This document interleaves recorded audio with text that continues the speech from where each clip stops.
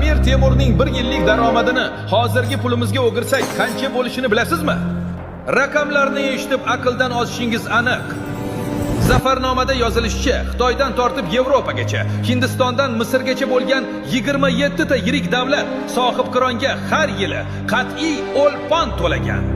Eron janubidagi Mitti Hurmuz oroli hokimi har yili 300 ming oltin ko'ppaki tanga to'lagani yozilgan.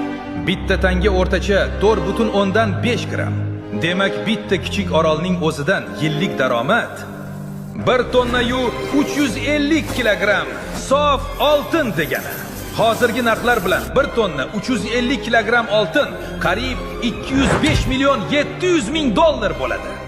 Hindistondagi bitta Kashmir viloyatidan esa har yili 171 million dollardan oshiqroq oltin kelib turgan.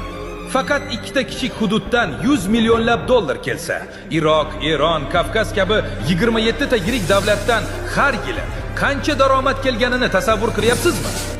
Samarqandga oqib kelgan minglab tonna oltin hisobiga sohibqironning yillik daromadi yuzlab milliard, jami xazinasi esa trillionlab dollarni tashkil etgan.